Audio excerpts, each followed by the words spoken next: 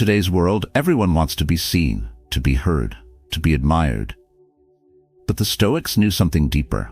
True strength doesn't need attention. It doesn't demand applause. It holds its ground in silence. Marcus Aurelius ruled the most powerful empire on earth, yet wrote only for himself. Epictetus lived in poverty, yet taught kings how to stand tall. They understood one thing modern society forgets. In public, your dignity isn't proven by how loudly you speak, but by how well you hold your peace. This video isn't about looking strong, it's about becoming unshakable.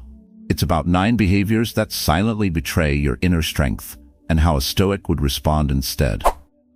Because your presence in public is a reflection of your inner discipline, and if you lose that, you lose everything. We've all seen it. Someone venting loudly in a cafe, grumbling about their boss, their partner, their bad luck. On the surface, it seems harmless, maybe even relatable. But beneath the noise, there's something deeper being revealed. A mind that surrendered its authority. Because when you complain publicly, you're not just sharing a feeling. You're advertising helplessness. It tells the world, I have no control over this. I want you to feel sorry for me. But here's the truth.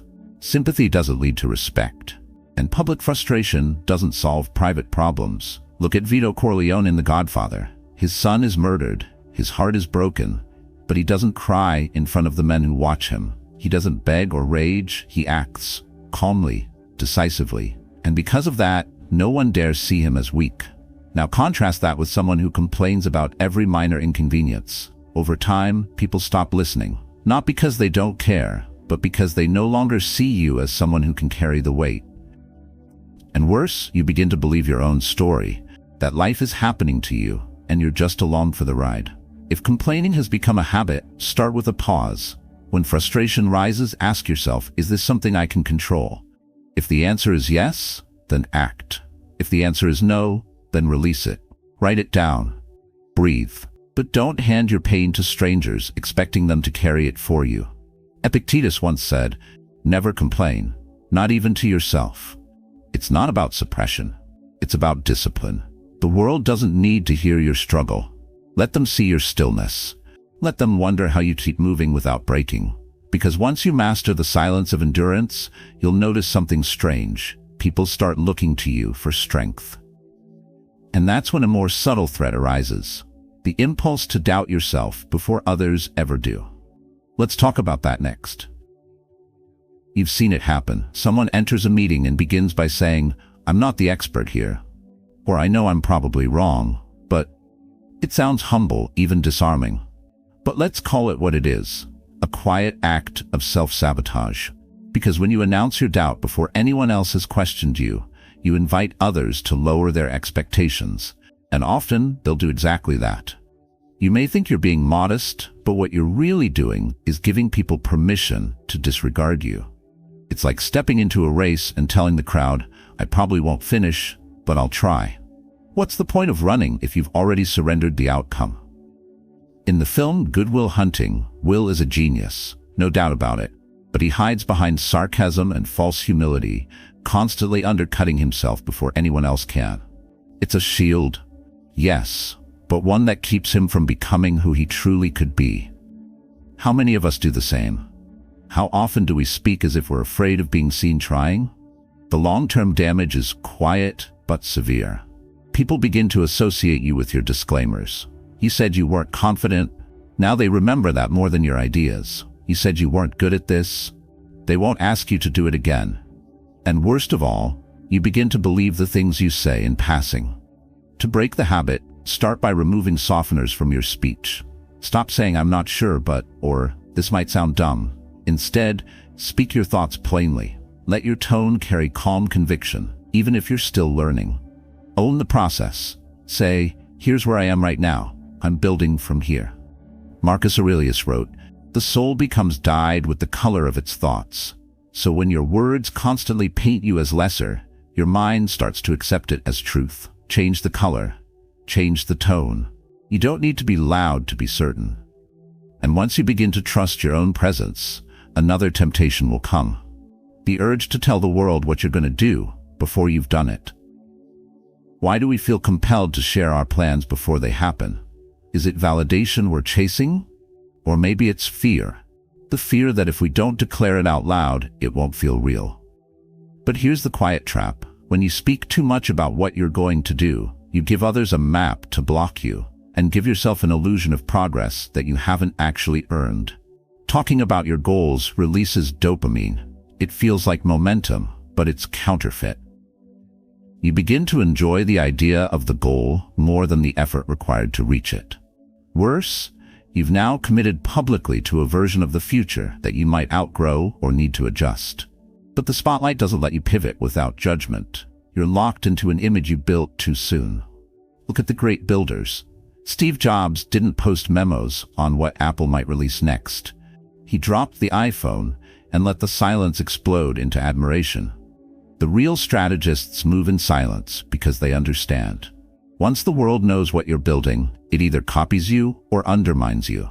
Even villains know this. In The Dark Knight, the Joker's terror wasn't in what he said, but in what he never revealed. So what's the alternative? Let your calendar, your focus, and your energy reflect your ambition, not your words. When people ask, "What are you working on?" you don't owe them the blueprint. Say, "A few things I'm excited about." Smile, move on, write your goals down, track them in solitude. And when you achieve them, let others find out, not because you told them, but because they felt the impact. Seneca once wrote, "Let us say what is necessary and do what is honorable." You don't need applause on the way up. It only makes the fall louder if you don't reach the top. But even more dangerous than talking too much is choosing the wrong battles in public. Especially when you think taking a side makes you look noble. You're at a party.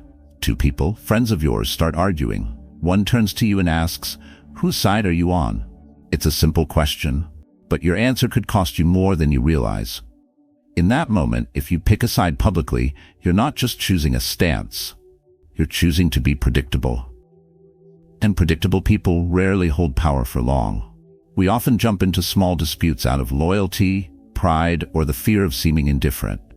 We want to appear honorable, like we stand for something. But in most petty conflicts, you have nothing to gain and everything to lose. The moment you step in, you alienate one side, lock yourself into a position, and close off the ability to shift, learn, or influence both parties later. Look at the workplace. Get involved in a minor office drama, and you might earn someone's short-term gratitude, but you'll also earn someone else's lasting suspicion. In politics, in family tensions, even among friends, taking public sides in meaningless battles is how reputations quietly bleed. Tywin Lannister from Game of Thrones never entered a battle too early. He stayed in the background, watched others destroy each other, then moved when the outcome was inevitable. Contrast that with Ned Stark, who chose the right side too loudly too early and lost everything. Power doesn't rush into quarrels. It waits, it observes, it positions. So what should you do when conflict erupts around you? Ask, is this mine to solve or just mine to witness? Offer empathy, not judgment. Listen with presence, not with a need to insert yourself. Hold your posture like a neutral observer, not a reactive soldier. Epictetus once said, "Freedom is the only worthy goal in life." But freedom isn't possible when your emotions are on a leash held by someone else's drama. Your silence in the face of pettiness isn't weakness. It's strategy. It tells the world, I don't fight battles that aren't worth winning. But if choosing a side exposes you, there's something else far more dangerous, needing to be seen, and that craving for attention is the next trap we must dismantle.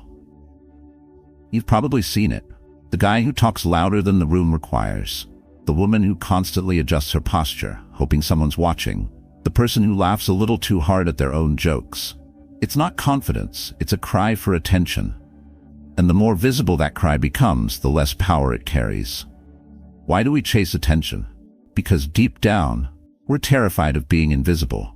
We fear irrelevance, so we reach for validation, thinking it'll fill the void. But attention isn't the same as respect. You can win eyes and still lose hearts. You can be seen and still not be taken seriously. When you constantly seek the spotlight, you give others control over your self-worth. The moment their gaze shifts, you shrink. You become addicted to applause you can't control and opinions you shouldn't care about. And worst of all, you lose your mystique. the quiet force that makes people curious about you in the first place. Look at the Great Gatsby. Jay Gatsby threw the most extravagant parties in New York just to attract one woman's attention. The lights, the music, the guests, it was all noise. And in the end, it didn't bring him love, only tragedy. His craving made him a spectacle, not a man of substance. So what's the antidote? Start asking yourself, if no one saw me doing this, would I still do it? Do things worth doing even when no one's watching. Let your character be the source of your strength, not the reaction it provokes. Hold back sometimes. Let silence be your presence. Let restraint be your power. Marcus Aurelius once said, "It never ceases to amaze me. We all love ourselves more than other people, but care more about their opinions than our own." That quote hits harder when you realize how often we trade peace for approval. But sometimes, it's not the spotlight we chase, it's the inability to withstand pressure when it finds us. Let's talk about what happens when we start cracking. Even just a little. It always happens fast. One sharp comment, one unexpected question, one raised eyebrow in a tense meeting, and suddenly someone flinches. Their shoulders stiffen, their voice shakes just a bit, their eyes flicker down. They don't explode, they leak. But that's all it takes, because power doesn't slip in screams. It disappears in micro-reactions. You don't have to cry, shout, or storm out to lose your presence. All it takes is a moment where you stop owning the room and start reacting to it. And here's the brutal truth. People notice. Even if they don't say it, even if they smile afterward, they saw you crack. And now they know where the seam is. This isn't about being emotionless. It's about knowing that public pressure is a test. And like any test, how you appear to handle it often matters more than how you actually feel. When you lose composure, you send a signal. I'm not in control. And when people sense that, they start adjusting around you. Not with respect, but with caution, or worse, manipulation. Why do we snap? Because we feel we must respond. We feel attacked, misunderstood, challenged, and so we act instantly, hoping to restore control. But impulsive reactions don't restore anything. They just confirm what others suspected. You're not as steady as you seemed. Here's what the strong do differently. They pause. They don't rush to defend, deny, or retaliate. They create space, a moment of stillness, a steady breath, a composed look. That pause alone can flip the dynamic. Suddenly, it's the other person who's off balance, over-explaining, or doubting themselves. As Seneca once said, "No man is more unhappy than he who never faces adversity, for he is not permitted to prove himself." Adversity isn't the enemy, overreaction is. Real strength is revealed in restraint, especially when it's hardest to hold. But if pressure can make us fold in silence, there's an even subtler trap. The way we overtalk, overjustify, and overshare when we feel misunderstood. You've been there. You make a comment in a meeting, someone misinterprets it, twists your words, gives you that look, and suddenly you feel the urge bubble up. I didn't mean it that way. What I was trying to say was, before you know it, you're knee-deep in a tangled monologue, trying to clarify something that didn't even need defending in the first place. And here's the harsh reality. The more you explain, the weaker you sound. Not because you're wrong, but because you look like you're trying too hard to be understood. And in the court of public perception, desperation rarely earns sympathy. It invites doubt. People don't always remember what you said, but they'll remember how you reacted when someone challenged you. If you flood the air with words, justifying every angle, it looks like you're scrambling. That doesn't read as strength. It reads as uncertainty. Why do we do it? Because we want control. We hate the feeling of being misunderstood, especially in public. But here's the irony. Explaining too much gives control away. You let the other person set the frame. You accept their confusion as valid and race to clean up a mess they created. That's not clarity. That's surrender. There's a better way, a quieter way. When someone twists your words, look them in the eye and say, "Perhaps you misunderstood." If they keep pushing, try, "It made sense to me." Then stop. Let the silence work for you.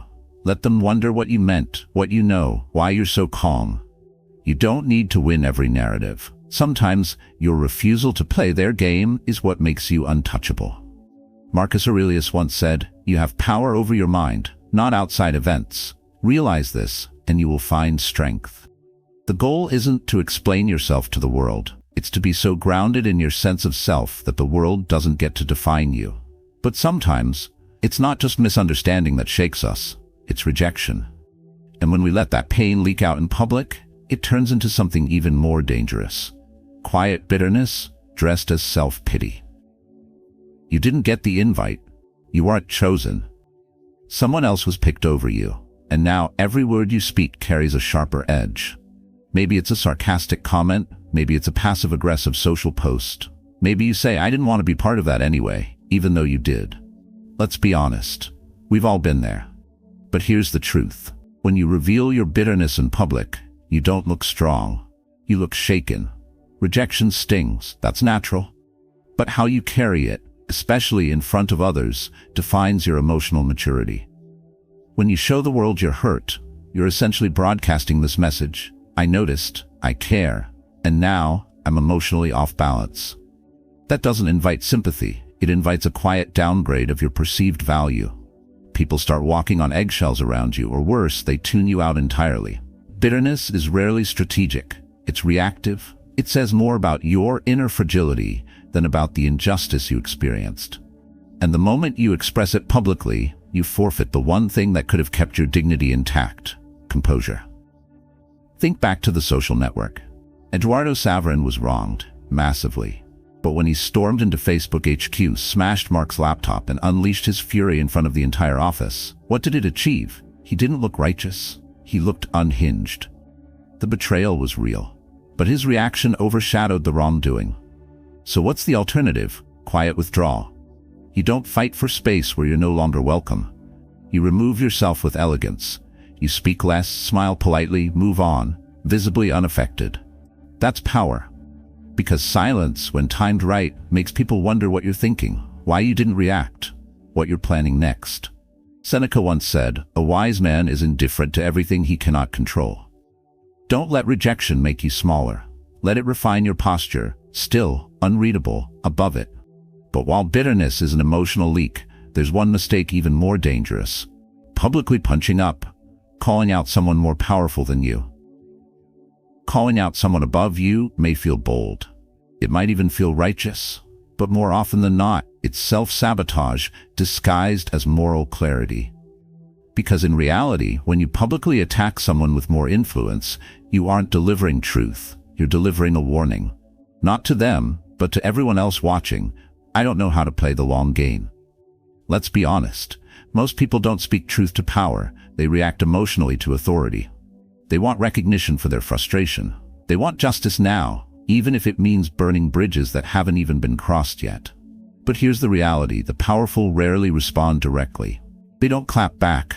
They blacklist, quietly, permanently. And the ones watching from the sidelines? They don't rush to your defense. They take notes. Too reactive, too risky, too emotional.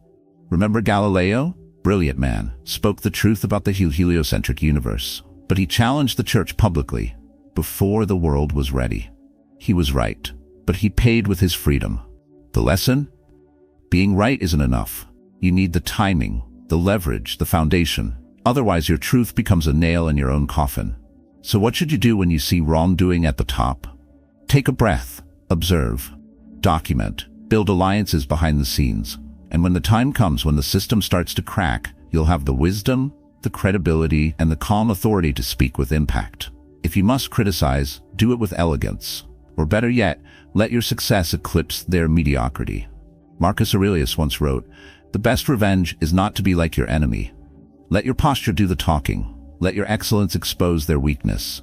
No fire needed, just light." You've just seen 9 behaviors that quietly chip away at your strength. Not through violence, not through failure, but through subtle patterns most people never question. Real power isn't about being seen. It's about being in control of yourself, your presence, your energy. The strongest person in the room isn't the one speaking the loudest. It's the one who doesn't need to speak at all. You don't have to perform to be respected. You just have to live with principle, even when no one's clapping. Especially when no one's clapping. In a world obsessed with noise, those who embody stillness leave the deepest impact. If any of these habits hit close to home, let me know in the comments. And if you're on a journey to live with more clarity, calm and character, consider subscribing. We build quietly here, but we build powerfully.